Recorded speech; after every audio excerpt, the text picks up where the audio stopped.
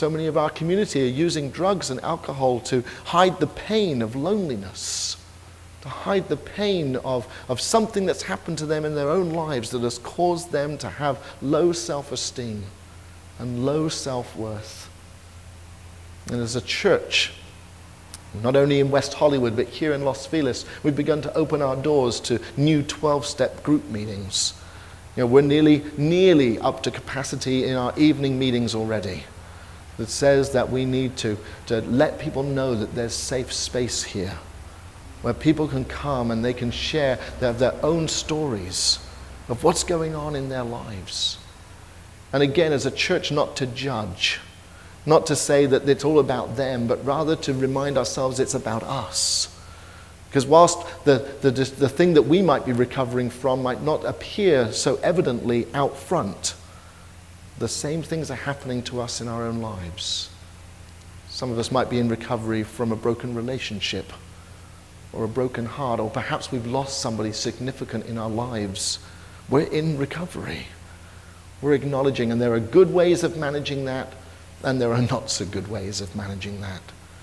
And I'd rather manage it as a community and say we're here for one another.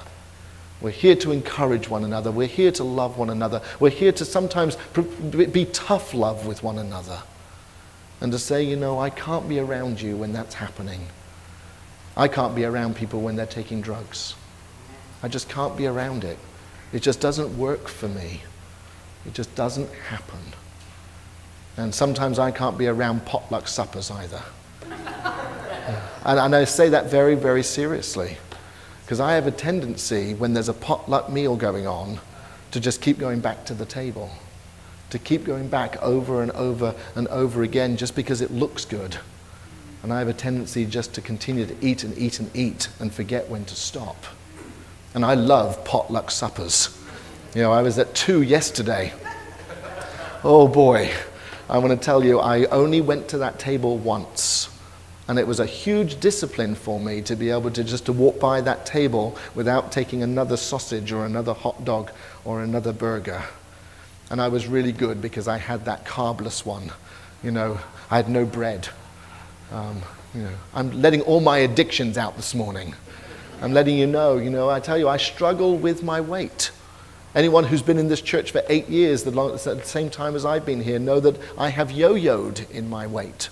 It goes up and it goes down. And this is probably the lowest it's been for quite some time.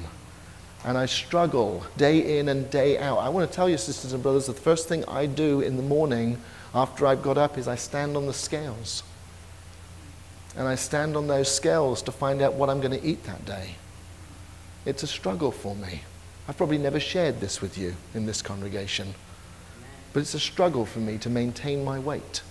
When I go into the fellowship hall after service, and those hospitality folks are just absolutely awesome, and the first thing they want to give me is a donut after worship. I'm like, I'm high enough on 1 cup of coffee, you alone give me a donut. I have to stay away from that table. All things are permissible, but not everything is beneficial. Food sometimes for me is not beneficial. I struggle with food over and over again. What is it in your life that you're in recovery from? What are the things that you might know about in your life that are not beneficial? Oh, they're permissible for other people, but not for you.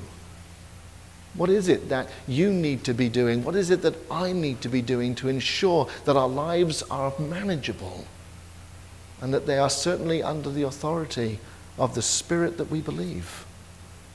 Perhaps you are in recovery from alcohol or drug addiction or from sex addiction or from crystal meth addiction or from overeating. What is it that you and I can work together, building ourselves up in good self-esteem?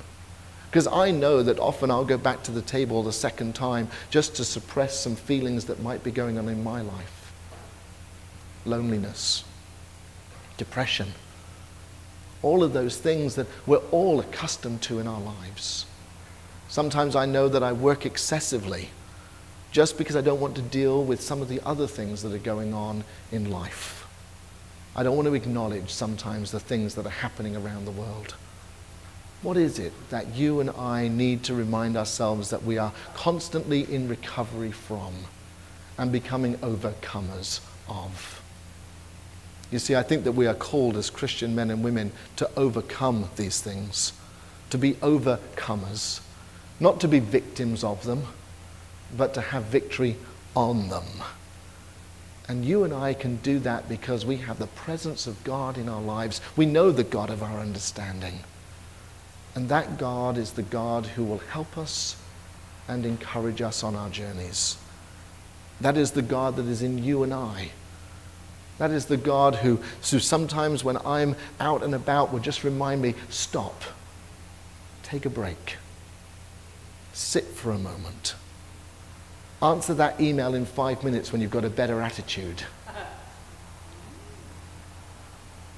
Sit for a moment and take rest. I encourage each and every one of us, as we begin this recovery month and our vision and hope for our future, to remind us that we do not do this alone, but we do this with each other. That's why you are so important to each other. And that is why you are so important to me. We engage in this ministry together. And sometimes when we get isolated or alone, those are the times when the most damage can be done in our lives. Support one another. Love one another. And when there are folks in our congregation or our lives that seem to be struggling, encourage and help, but know your boundaries. Know as far as you can go. Friends, we want to make sure that in this month there's some practical help for us as well. And so after each worship service this month, there are going to be some professional folks in the fellowship hall who are going to be here to help us. This morning, the Lesbian and Gay Center of Los Angeles are here this morning, and their crystal meth and 12-step programs, and their coordinator is in our fellowship hall just to hand out information. Perhaps you know somebody in your life that needs a helping hand. We don't want to leave you just by talking about this. We want to leave you with some practical help and some practical advice. And so there's folks in the fellowship hall following worship who are going to be here to help us and to help us know what the right things are to say. And if you've got somebody in your life that is presenting difficulties for you, then there's Al-Anon, friends and family of alcoholics and people in addiction, who are there to help us and to support us. But the great thing about all of these programs is that they all acknowledge God, a God of our own understanding, a God who is with us in the struggle and in the journey. Yesterday, one of our congregation celebrated 20 years of sobriety. Crystal Bowles, who heads up our ministry of fellowship and welcome in the fellowship hall. And yesterday we had the honor, she had a potluck table, I'm going to talk to her about that. But yesterday we had the honor, several of us being able to go over and to share time with her and to congratulate her on 20 years. Her son was there and spoke passionately about her mom, about his mom, I should say. And she's about to become a grandmother. And she said, 20 years ago, I never believed that this was possible.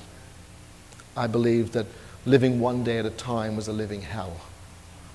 20 years later, living one day at a time is a living glory.